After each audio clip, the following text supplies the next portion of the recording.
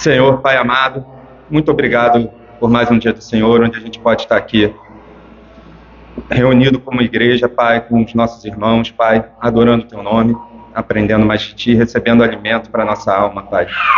Muito obrigado pela palavra hoje de manhã, muito obrigado por esse momento que a gente pode estudar confissão de fé, compreender mais das doutrinas que a Tua palavra nos ensina, para que a gente fique fundado nas Tuas verdades, não possa ser levado por nenhum vento de doutrina, Senhor. Muito obrigado por esse momento, que o Senhor conduza, abra o nosso entendimento, transforme as nossas afeições, para que a gente possa ser cada vez mais parecido com Cristo, Senhor. Isso que eu te peço, em nome de Jesus. Amém. A gente... Opa, obrigadão.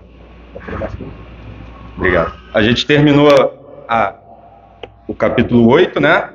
E vamos entrar hoje na primeira sessão do capítulo 9 da nossa confissão de fé, onde vai tratar do livre-arbítrio. Eu vou, antes até de ler não, vou ler o texto primeiro, depois eu vou entrar. Como a gente está sem o PowerPoint hoje, eu vou ler aqui o capítulo 9, sessão 1 do livre-arbítrio. Deus dotou a vontade do homem de tal liberdade que ele nem é forçado para o bem ou para o mal, nem a isso é determinado por qualquer necessidade absoluta da sua natureza. Vou ler de novo a seção 1. Deus dotou a vontade do homem de tal liberdade que ele nem é forçado para o bem ou para o mal, nem a isso é determinado por qualquer necessidade absoluta da sua natureza. Aqui essa seção 1 começa falando sobre a criação do homem, né, de Adão, como ele não tinha nenhuma inclinação, né, já para o mal, como ele tinha o que hoje a gente chamamos de fato, digamos, de livre-arbítrio, uma livre vontade. Eu até vou começar essa sessão para entrar mais especificamente na questão de Adão, tentar conceituar o que é livre-arbítrio, né? Porque hoje a gente ouve várias definições de livre-arbítrio e a gente tem que resgatar o que historicamente a igreja conceituou como livre-arbítrio, o que os pais da igreja conceituaram, que depois na reforma foi tido como livre-arbítrio, né? Quando tratamos de livre-arbítrio, um debate bíblico, uma acusação comum à fé reformada é de que sua teologia torna os seres humanos reféns de um determinismo. Muitas vezes, quando a gente fala da fé reformada, a associação já é direta com o calvinismo, né? E muitas vezes aqueles que não têm um conhecimento, digamos, maior da fé reformada ou têm outras influências, acham que, então, é a depravação total, o homem, então, já tem um determinismo, que aqueles que vão ser salvos, aqueles que vão se perder, e o ser humano não tem escolha nenhuma nisso, né? Muitas vezes é uma visão de quem está de fora, de quem não tem o conhecimento da fé reformada, e uma visão errada, né? Eles acreditam que as coisas serão de certa maneira e que o ser humano não tem poder de decisão nenhum sobre suas escolhas. É a acusação que eles fazem, né? E é uma acusação de que a soberania de Deus, de alguma maneira, anularia a responsabilidade humana sobre suas ações. Aqui, para quem está de fora da fé reformada, até para a gente é difícil conceber, mas quando eles acusam a gente de que essa soberania de Deus, essa inclinação que o homem tem, a gente dizer, como se conceitua hoje o livre-arbítrio, de que o homem não tem esse livre-arbítrio, que a vontade do homem não é livre, eles acusam a gente de um determinismo, e isso, de certa forma, eles empurram ali, tiram a soberania de Deus, né, sobre a decisão dos homens. E a gente vai, ao desenrolar aqui da sessão, a gente vai ver que são duas coisas que caminham junto. A escolha do homem, a vontade do homem, o poder de decisão do homem, poder não, mas a liberdade do homem de fazer escolhas, e a soberania de Deus que conduz essas escolhas, que conduz a história a um final que Deus já tem como propósito, né? Quando eles tratam dessa forma, o conceito de arbítrio, eles estariam, na verdade, falando de uma autodeterminação humana, deixando, na verdade, de fora a soberania de Deus. Então, quando a gente fala sobre o livre-arbítrio ou a livre escolha, temos de voltar um passo atrás e perguntar do que ele é livre, ou seja, o que a gente está falando como liberdade, qual é essa liberdade e o que a vontade do homem é livre para escolher. Então, quando a gente para aqui e vê o título, né, livre-arbítrio, que liberdade é essa que a confissão de fé está se referindo, que liberdade é essa que a Bíblia se refere, quando diversos textos Por exemplo, se alguém puder abrir aí Deuteronômio 30, 19. Se puder ler, por favor, esse aqui eu não coloquei aqui, mas é um texto que chama o homem a fazer uma escolha, né? Os céus e a terra são o outro contra ti, e te propus a tua morte, a bênção e a maldição. Escolhe, pois, a vida para que vivais, tu e a tua descendência. Então, a Bíblia várias vezes nos chama a uma responsabilidade humana. A gente vê textos, são até textos que estão aqui como textos prova, né? Tiago 1,14, João 5,40, Mateus 17,12. Depois a gente vai passar por algum deles. Chama o homem a essa escolha. E, por outro lado, a Bíblia mostra também que Deus conduz o passo do homem, né? Então, que liberdade é essa que a Bíblia se refere? Que liberdade é essa que o homem tem para escolher? E que liberdade é essa que a gente vai começar a tratar nesse capítulo e a gente vai cada vez mais se aprofundar em cada sessão, né? Ao falar de livre-arbítrio, sempre precisamos conceituar sobre o que a gente está falando. O arbítrio, como o humanismo atual coloca, de que o homem tem a capacidade de escolher, tomar suas próprias decisões, partindo de um ponto neutro. Ou seja, o livre-arbítrio, como é entendido na nossa cultura hoje, como muitas vezes a gente tem, vindo aí do iluminismo, que coloca o homem como a medida de todas as coisas, ele traz aquela ideia de que o homem é neutro, que o homem nasceu bom, por alguns sociólogos que foi a sociedade que corrompeu ele, mas no interior dele ele tem ali a capacidade de escolher o que é bom e o que é ruim. Isso de acordo com o humanismo, né? E isso não se adequa à visão bíblica do tema. Conforme a gente vai ver aqui, isso não se adequa. E a gente vai chegar lá mais na frente, a gente vê até o que hoje muitas igrejas ditas arminianas, que não se adequam muitas vezes à visão reformada da fé, que dizem ter uma visão arminiana, a gente vai ver que, na verdade, não é uma visão arminiana, que a visão arminiana mesmo não nega esse pecado original no homem. É uma visão pelagiana, semi-pelagiana, que vem do debate de Agostinho com Pelágio, lá do século V, que diz que o homem nasceu em neutralidade, que ele não herdou aquele pecado de Adão, o pecado original. Pelágio acreditava nisso, foi um debate muito intenso na igreja ali no século V, a gente vai chegar lá. Devemos tratar a palavra arbítrio como a capacidade ou vontade humana de realizar uma escolha. O que eu vou fazer? A gente tem uma escolha. Eu escolhi, fui convidado, escolhi estar aqui dando essa aula. Vocês escolheram ficar para a EBD ouvindo essa aula. A gente tem essa capacidade de escolha. Se de repente alguém tivesse alguma coisa, teria a capacidade de escolha de sair. De alguma maneira a gente tem. A vontade humana é feita de fazer escolha. Eu vou com a gravata vermelha, a gravata azul. Deus criou o ser humano como um ser moral, um ser que tem essa capacidade de tomar escolhas, um ser racional. Assim como o pássaro, ele tem a capacidade natural dele de voar, o peixe tem a capacidade natural dele de viver embaixo da água, o ser humano tem a capacidade de fazer escolha. O pecado afetou como a gente faz essa escolha, mas não tirou do ser humano essa capacidade de tomar escolhas. Então, quando a gente fala do livre-arbítrio, seria uma livre vontade de realizar uma escolha. Desses pontos, podemos dizer que a vontade, a escolha humana, é livre por não ser coagida por algo externo. Ou seja, a gente não tem nada externo que nos coaja a fazer certa coisa, que nos empurre a fazer certa coisa. Senão, quando a gente toma as nossas próprias decisões, como o Tiago diz, é o nosso desejo pecaminoso que já habita em nós devido ao pecado. Partindo desse conceito, mostramos o homem enquanto um agente livre nesse sentido e responsável por suas ações e escolha.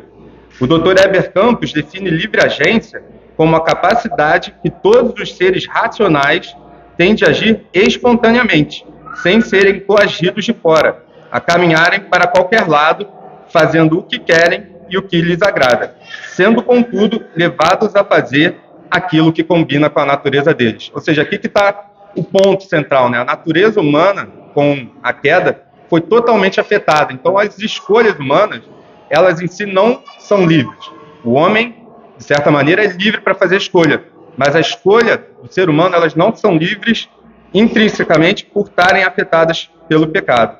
O que podemos dizer é que o homem é capaz de fazer escolhas, e nesse aspecto ele está livre, mas lhe falta a capacidade de exercer o que a Escritura chama de liberdade para a obediência espiritual, a capacidade de fazer um bem que agrade a Deus.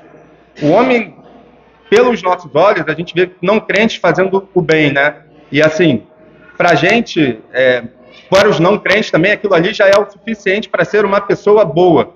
Mas quando a gente olha para as Escrituras, a gente vê que até as nossas boas ações, se não estão em Cristo, estão sujas pelo pecado. Então, na verdade, não são boas ações, não são ações que são livres de acordo com a Escritura, no sentido que elas não podem agradar a Deus.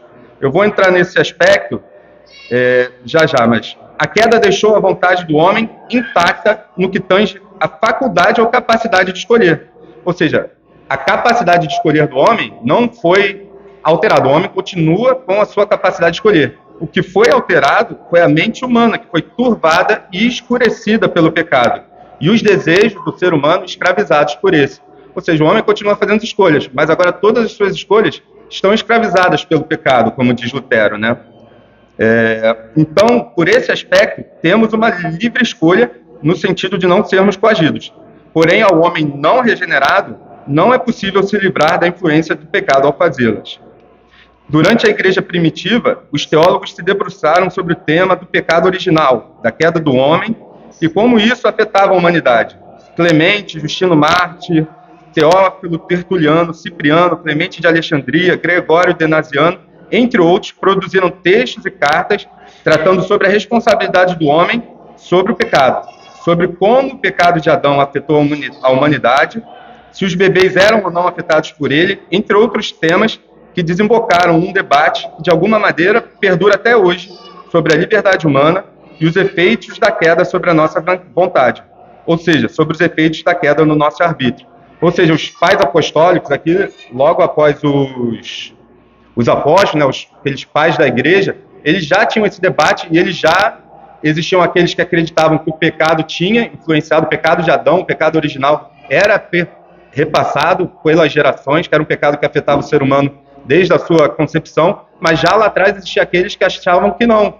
Então foi daí que vieram várias concepções teológicas que depois acabaram sendo deturpadas pela única igreja na época, que depois veio essa igreja católica romana, né, com a questão do batismo dos bebês, porque a visão adotada foi a visão de que o homem nascia mal, e eles acreditavam, por um erro teológico, que se ao batizar as crianças a gente estava tirando esse mal original e transformava elas em cristãos, né? Mas foi exatamente no século V que a disputa sobre essa questão ganhou mais destaque, ou mais profundidade, pelo menos.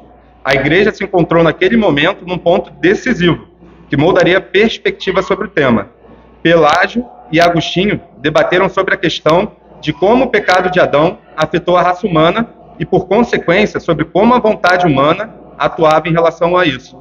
Ou seja, aqui foi o ponto de inflexão, né? De qual seria o caminho que a igreja adotaria. Depois aí de quase 5 séculos, 400 anos, em um debate ali, parte da igreja partindo por um caminho que não se adequava muito às cartas de Paulo, mas eles, enfim, achavam ali fundamentos bíblicos para tentar sustentar o seu lado, enquanto outros não traziam o que Paulo traz, né, do pecado original, de quem Adão todos caíram. No século V chega um momento muito forte em relação a isso, porque muitas pessoas estavam indo pelo ensino de Pelágio, de que o homem, dentro da igreja, né, de que o homem nascia neutro, de que era o costume de pecar, que levava ele ao pecar, mas que ele, dentro de si próprio, tinha capacidade de escolher o bem ou o mal, sem nenhuma ação da graça de Deus sobre a vontade humana.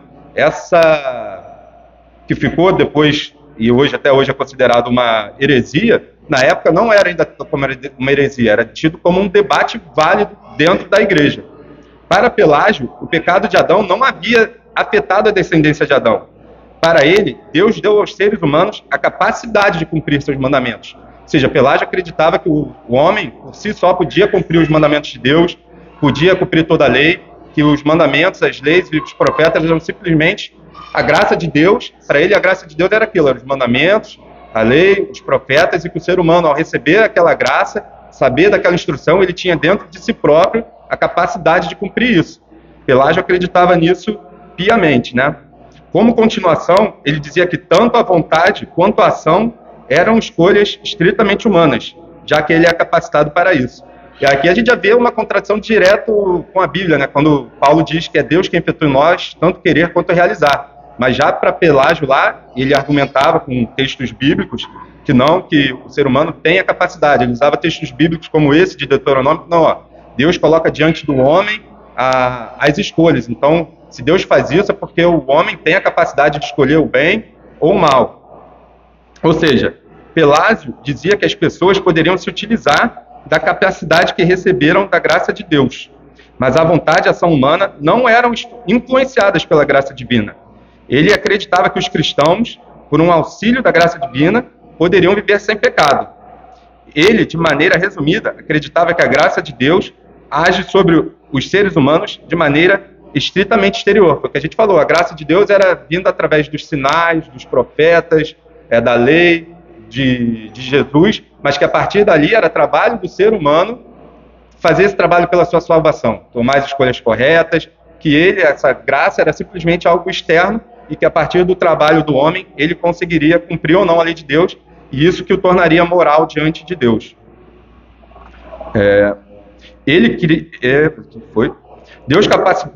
acreditava que Deus capacitou o homem a fazer o bem e o mal, assim como deu total liberdade ou livre-arbítrio, como é entendido hoje em dia, né, pelos humanistas, para o homem.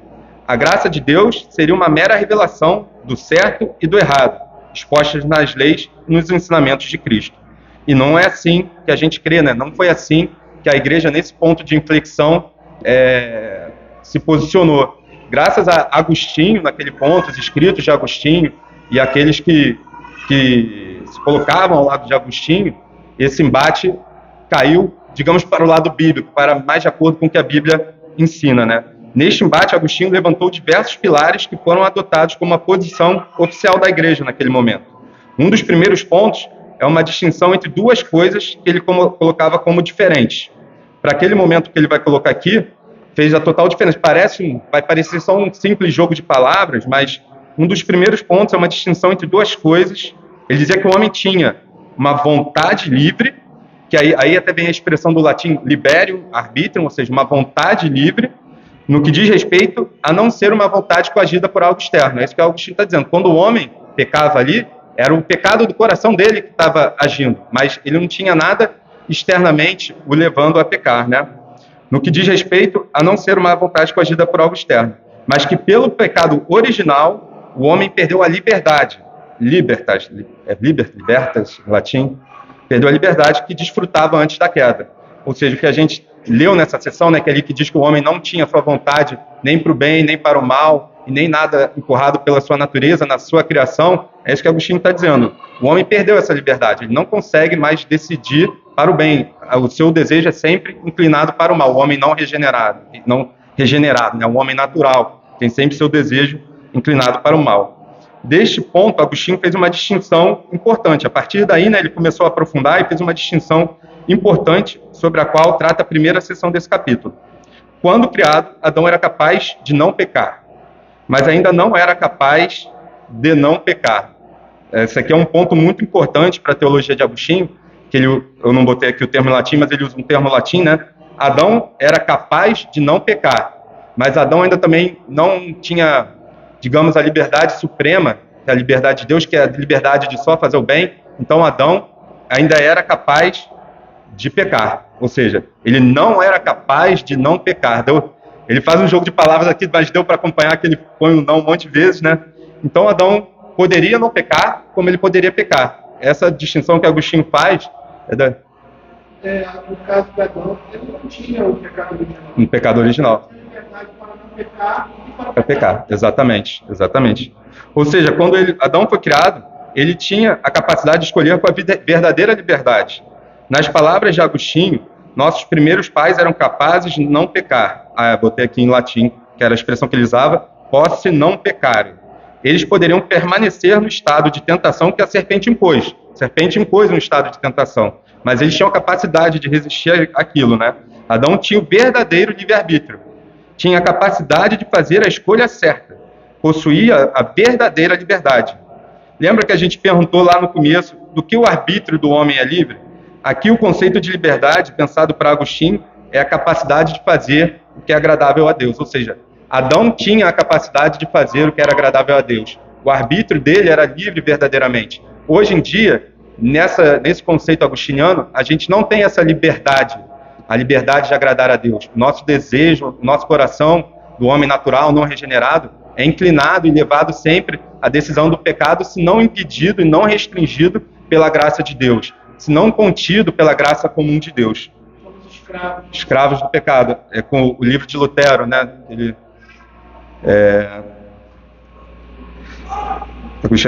Contudo, Adão não tinha ainda a liberdade que Agostinho acreditava que existia uma liberdade perfeita, por assim dizer, que é a liberdade de fazer tudo o que agrada a Deus. Agostinho acreditava que a verdadeira liberdade era fazer tudo que agrada a Deus. Tem até a música, veio aqui da cabeça, não sei se vocês já ouviram, gostam de Legião Urbana, tem algumas músicas de Legião Urbana que eu gosto, e tem um trecho ali que até Renato Russo, um não cristão, ele fala lá que disciplina é liberdade. E dentro do que a gente vê até na sociedade hoje, como isso se perdeu ali, isso não é visto. Liberdade é a gente fazer o que a gente quer. Enquanto a gente vê que, para a palavra de Deus, liberdade é fazer o que Deus quer. A verdadeira liberdade é agir de acordo com a vontade de Deus. E até um não cristão, às vezes, por vezes, toda verdade sendo verdade de Deus, mesmo que às vezes saia da boca de não cristão, se estiver de acordo com a palavra, é verdade de Deus. Então, disciplina, a gente está de acordo com a vontade de Deus, com a disciplina, com os mandamentos de Deus, guiados pelo Santo Espírito, seu Santo Espírito, era o que Agostinho tinha como a verdadeira liberdade. Então, Adão não tinha essa liberdade perfeita. Ela era verdadeira, porém não perfeita, pois havia ainda a possibilidade da queda. Adão poderia cair. Ele não era capaz de não pecar. Entrando aí um spoiler, eu acho que é o Marcos vai dar a próxima sessão. Se eu falar muito, é terceira, então alguém vai dar a segunda, vou atrapalhar um pouquinho, mas já entrando um pouquinho na segunda. As palavras da confissão, já na sessão 2, vão falar um pouco sobre isso, né? O homem, em seu estado de inocência, tinha liberdade e o poder de querer e fazer aquilo que é bom. Ou seja, o homem, o Adão, tinha a capacidade e o poder que hoje nós não temos, de querer fazer aquilo que é bom. E o que é bom? Não é o que a gente julga hoje bom, é agradar a Deus, fazer um ato que seja agradável a Deus. Mas mudavelmente, de sorte que pudesse decair dessa liberdade e poder. Ou seja, ele tinha capacidade de pecar. A liberdade natural do primeiro casal não tinha restrições ou obstáculos internos e externos, que surgiram depois, quando caímos. A sua vontade realizava-se porque possuía liberdade de fazer o que desejava.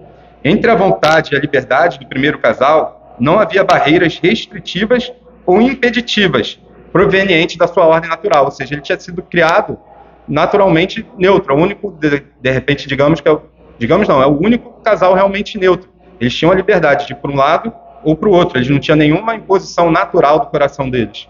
É uma coisa que a gente tem que lembrar, quando fala sobre livre-arbítrio, às vezes, o que você falou inicialmente, mas a nossa tendência é sempre jogar para a questão geral. Isso. É aquilo que agrada a Deus. Por isso, o homem não pode agradar a Deus, mesmo que ele faça uma coisa boa. Por quê?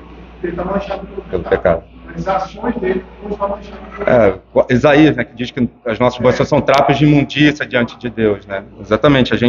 Mesmo as nossas boas ações, se não tiverem Cristo, não tem como agradar a Deus. Já Adão tinha essa possibilidade de suas boas ações, por ele não ter sido manchado ainda pelo pecado original, ele tinha a possibilidade de realmente fazer uma boa ação que agradasse a Deus.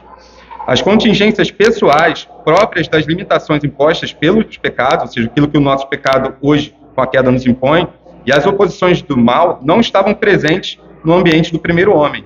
A sua vontade, portanto, era livre e o seu poder de realizá-lo sem obstáculos intransponíveis. É até difícil assim, para a gente imaginar hoje, né, como é que era isso, como é que a gente poderia ter uma vontade livre mesmo, sem o pecado presente no coração. O pecado manchou de tal maneira o nosso coração, as nossas ações, mesmo nós como cristãos, né, regenerados pelo Santo Espírito, quando a gente vê Paulo relatando ali aquela batalha dele, dizendo que o bem que ele quer fazer ele não faz, o mal que ele não quer está sempre diante dele. Então, mesmo a gente conhecendo a graça de Deus, a vontade de Deus, é difícil a gente conseguir conceber totalmente que liberdade era essa que Adão tinha, né? Então, muitas vezes é até difícil a gente explicar plenamente isso. E aí, citando Agostinho aqui de novo, né, continuando aí fazendo uma progressão, Agostinho diz: ao primeiro homem, o qual, naquele bem em que havia se tornado reto, havia recebido a capacidade de não pecar, a capacidade de não morrer, a capacidade de não renunciar a esse próprio bem. A ele foi dado o auxílio da perseverança. Então, Agostinho prossegue aqui dizendo que, por conta da queda de Adão, a humanidade perdeu essa vontade livre que desfrutava antes. Após a queda, ou seja, com a entrada do pecado, ao invés de serem capazes de não pecar, o ser humano se torna incapaz de não pecar. Ou seja, a partir da entrada, Agostinho aí atacando diretamente o que o Pelágio dizia, né? Que o homem tinha uma vontade livre, que o homem podia decidir entre o bem e o mal. Agostinho vem e diz: não, depois da queda, o homem é incapaz de não pecar. O homem não perde sua capacidade de escolha, mas perde sua verdadeira liberdade. Ou seja, perdeu a capacidade de escolher aquilo que agrada a Deus. Aí a gente tem textos como João 8,34, onde Jesus diz: em verdade lhes digo que todo que comete pecado é escravo do pecado. Romanos 5,12, portanto, assim como por um só homem entrou o pecado no mundo, e pelo pecado veio a morte, assim também a morte passou para toda a humanidade, porque todos pecaram. Romanos 6,6 e 17-19.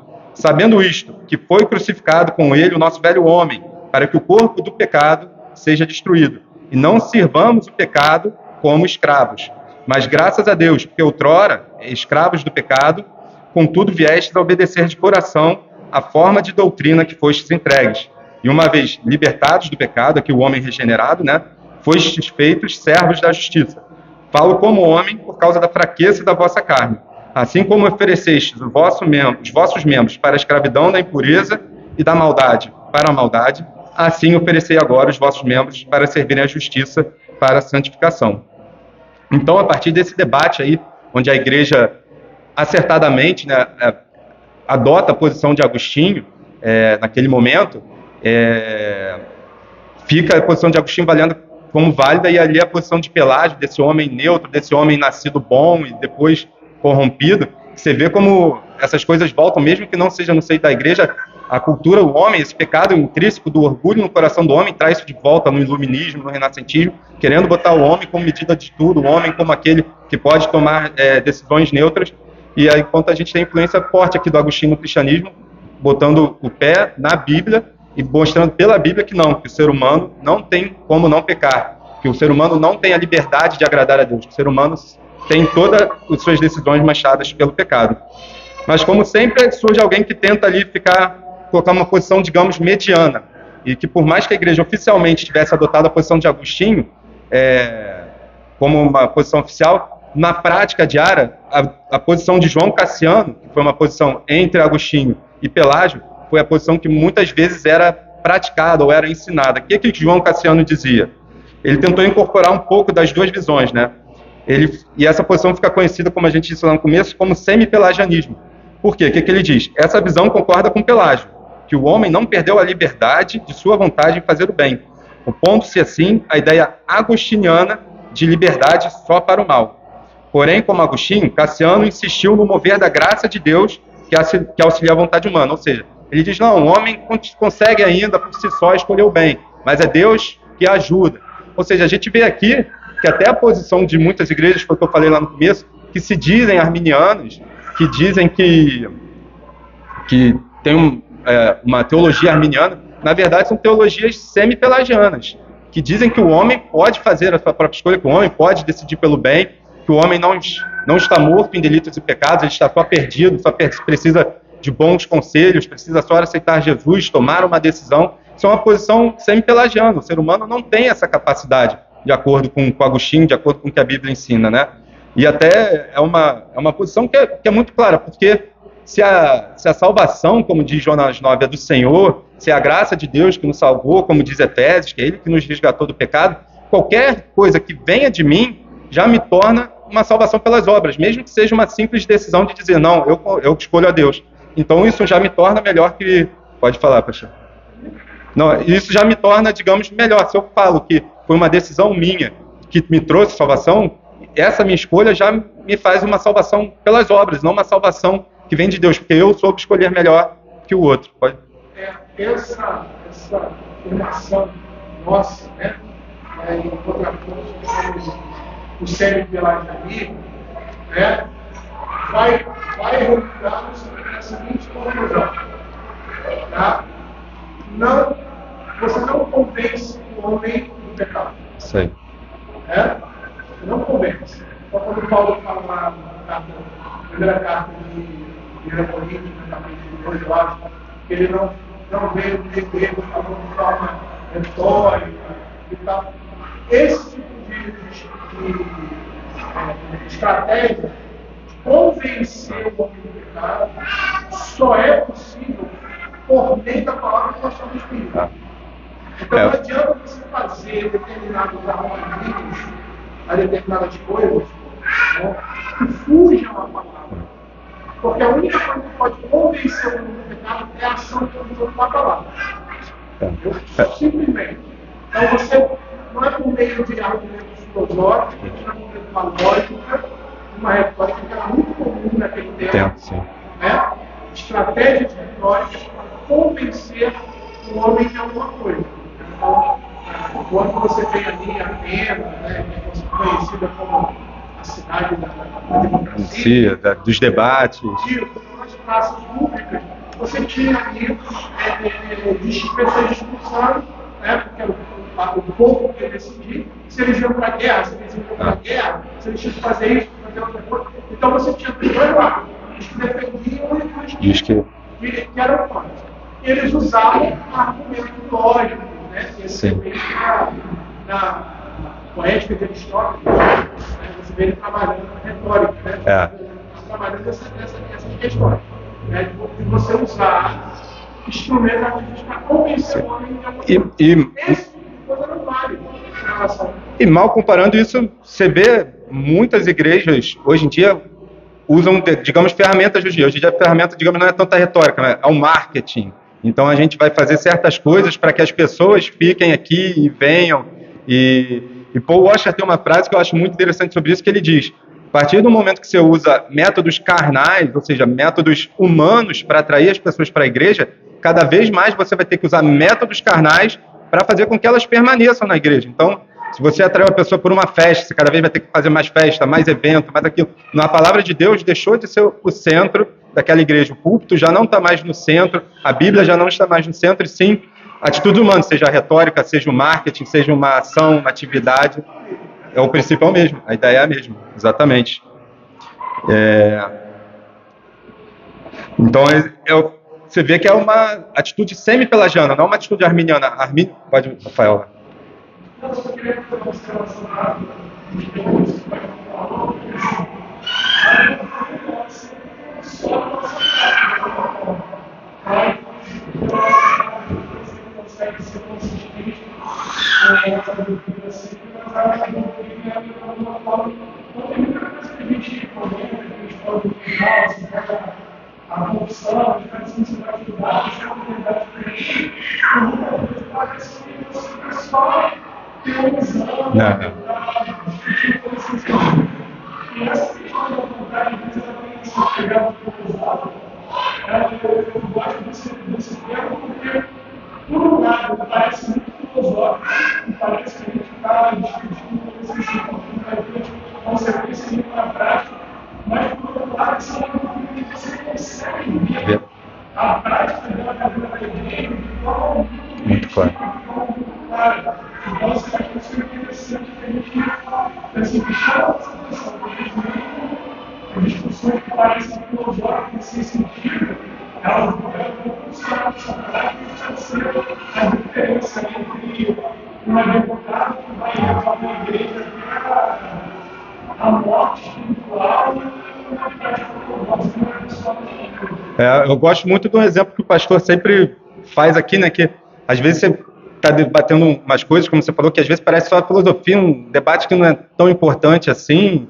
A gente vê, às vezes, a gente ouve por aí, né? Vamos evangelizar, esse debate aí não é importante, não precisa. Mas você vê aquilo que o pastor fala, eu nunca tinha ouvido essa ilustração antes, eu guardei para mim, que aquilo é um grau, o meio grau que você desvia ali no comecinho, quando você chega lá na frente, já virou um abismo, já não é mais aquele desviozinho. Então, a unidade cristã deve ser de acordo com a palavra, com a verdade. A unidade cristã é baseada na verdade, então baseada na Bíblia. Então, se tem algo que contradiz a Bíblia, não dá para ter, digamos, unidade com aquilo.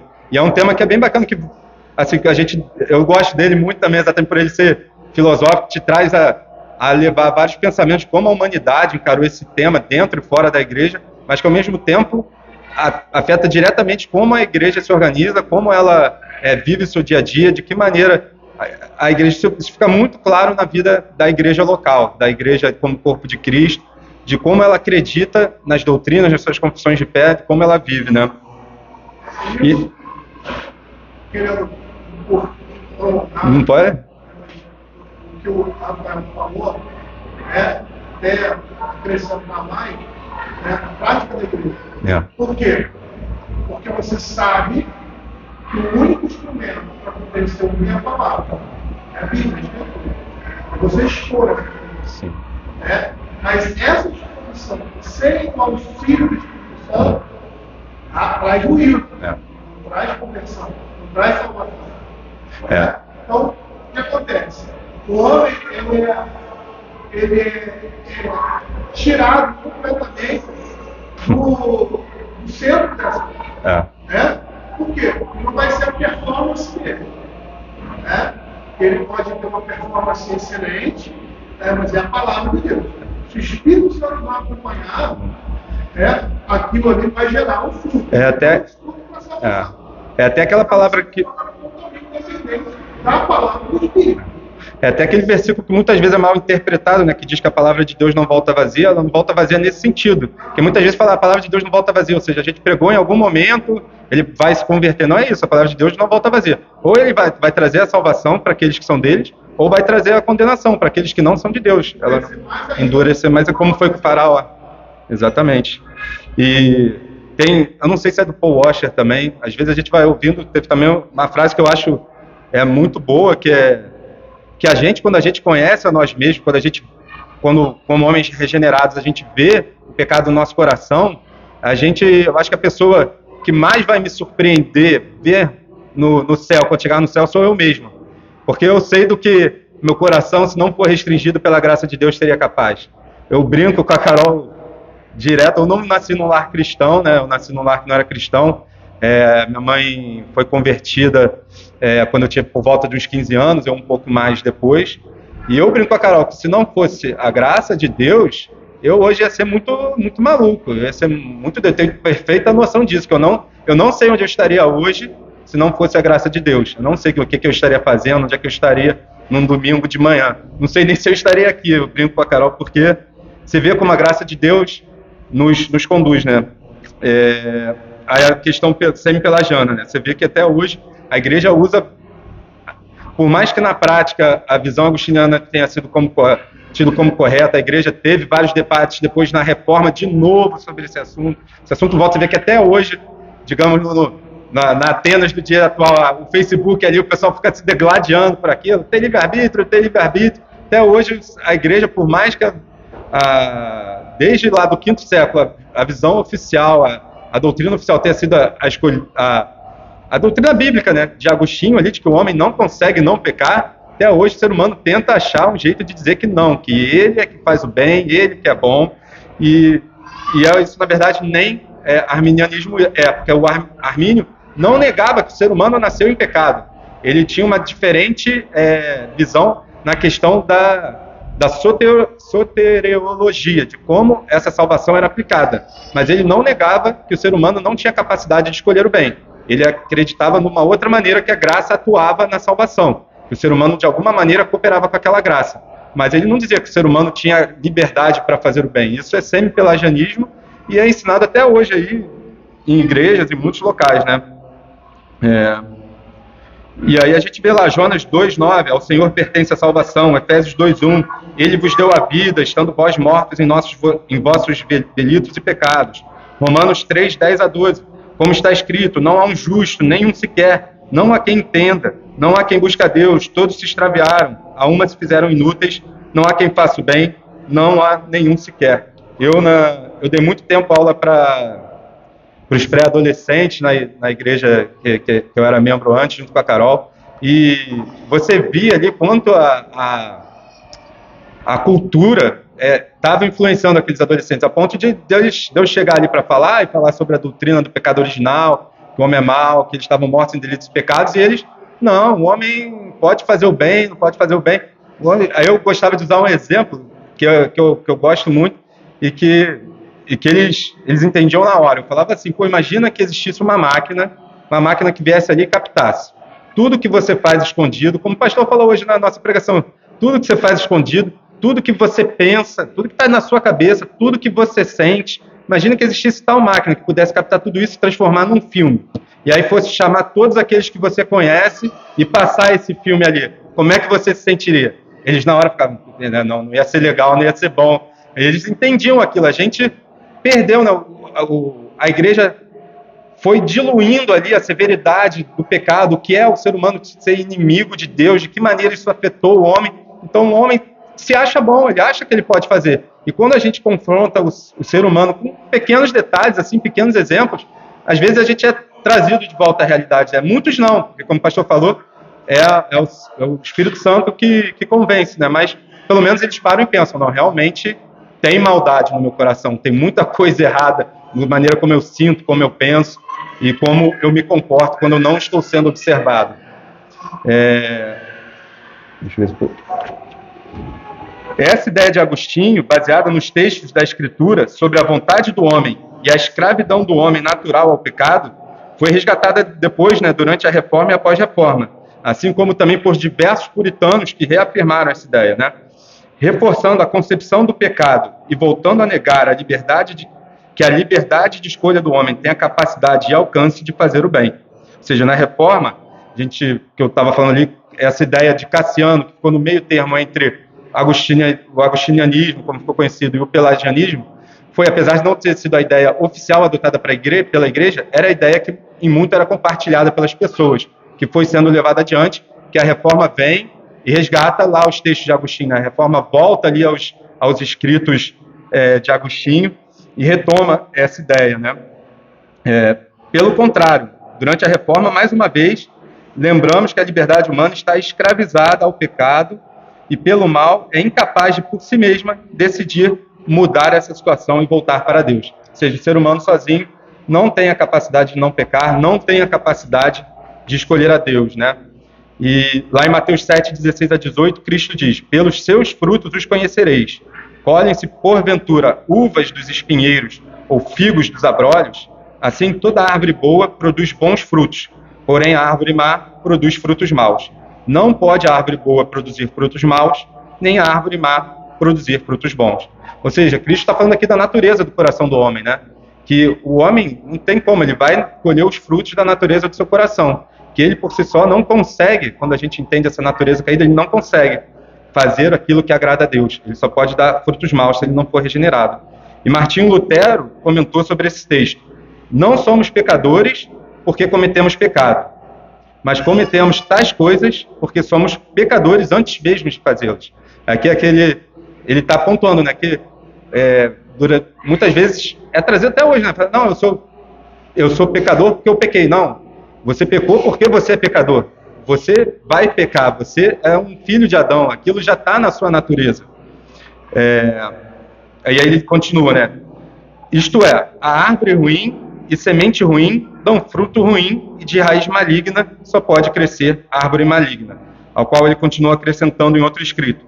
Aprendam com diligência a doutrina do pecado original e não discutam sobre a razão de Deus ter permitido esse mal. Em vez disso, peçam que ele nos ensine a sermos salvos e libertos desse mal. Ou seja, ele fala, não adianta ser, um debate que é legal, como o Rafael falou, a gente tentar entender como é que esse mal entrou no mundo, como é que o ser humano, criado bom, né, Deus, eles dizem ali que tudo que Deus criou viu que era bom, como é que esse ser humano tinha essa liberdade de agradar a Deus, como é que esse mal entrou? É algo que realmente nos traz a curiosidade, nos traz a refletir sobre isso, mas o Lutero fala, tudo bem, a gente pode até discutir, mas o mais importante é que a gente é pecador, isso aí não tem jeito. Então peça a Deus para que a gente possa ser ensinado a ser salvo e que ele liberte o nosso coração desse mal que já habita nele.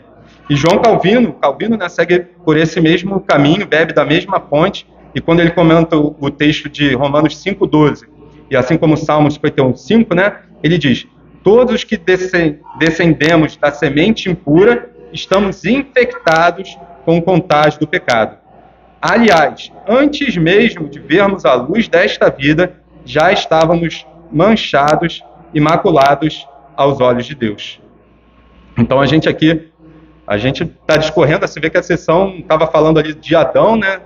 De que Adão era livre, mas para a gente poder entender um pouco dessa liberdade de Adão, a gente teve que percorrer aí um caminhozinho tentando sobre o que se trata essa liberdade, como é que o ser humano enxerga hoje essa liberdade, como a igreja se posicionou, né, para que a gente possa começar a compreender melhor aí essa primeira sessão.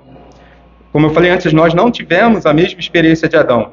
Então a gente precisa pontuar esse entendimento sobre o livre-arbítrio para poder termos uma melhor compreensão do que a confissão de fé diz aqui sobre as Escrituras, para podermos entender essa liberdade do homem, a qual não desfrutamos como Adão, assim como essa natureza que Adão tinha antes da queda, que é diferente da nossa hoje. A gente percorreu esse caminho para tentar, pelo menos, ali entender um pouco em que ponto nós estamos hoje, qual é a nossa diferença para Adão, por que aqui diz que Adão não era inclinado nem para o bem, nem para o mal, a natureza dele era livre. Então, a gente, hoje, mais do que nunca, a gente tem na cultura que o homem é a medida de todas as coisas. Então, a gente precisa parar, dar um passo atrás, entender o que a Bíblia diz sobre o estado do homem, o que a Bíblia diz sobre como esse homem como é, digamos aí, uma antropologia bíblica, né? De um estudo do homem, o que a Bíblia diz do homem, e não o que o homem diz do homem. O que o seu Criador, o que aquele que colocou o homem no mundo fala sobre a sua criatura. Para a gente poder começar a debruçar um pouco mais sobre o que ela entende, o que é entendido como livre-arbítrio, livre escolha. Diferente de Adão, acho que eu vou, ainda está na metade, eu vou para meio-dia, eu vou parar por aqui, então a gente continua domingo que vem, meio-dia, melhor ou segue? Para. Ainda tem muita folha para seguir, vai parar, semana que vem a gente continua. Vou orar para a gente terminar, e aí semana que vem a gente continua. Alguém tem uma pergunta? Estou aqui.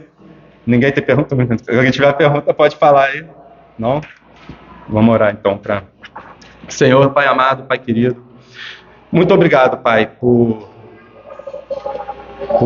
seu Santo Espírito, Pai, que nos capacita a refrear a nossa maldade, que nos capacita a poder escolher o bem, Pai, que antes, mortos nos nossos delitos, a gente não conseguia, Pai. Muito obrigado porque o Senhor nos resgatou. Muito obrigado porque o Senhor mudou as nossas afeições.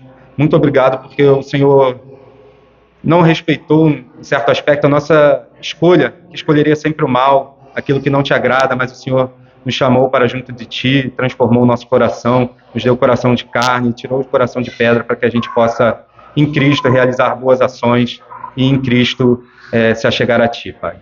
Que a gente possa ter um entendimento do que a Escritura nos ensina sobre nós mesmos, para que a gente possa ter uma vida que seja mais de acordo com a Tua Palavra, que a gente possa, então, entender quem nós somos e entender como nós devemos responder diante daquilo que a Tua Palavra diz quem nós somos, Pai. Que a gente possa ir para casa em paz, que a gente possa ter uma tarde na Tua presença, guardando o Seu dia, o dia do Senhor, estando em comunhão com os nossos irmãos, nossa família, e possamos retornar à noite para Te cultuar, Te louvar e receber mais alimento para a nossa alma, Pai. Perdoa os nossos pecados, perdoa tudo aquilo que a gente faz, pensa, sente, que não agrada ao Senhor, Pai. Purifica os nossos pensamentos. Como diz Jonathan Edwards, muda as nossas afeições, Senhor. É isso que eu te peço, te agradeço. Em nome de Jesus, amém.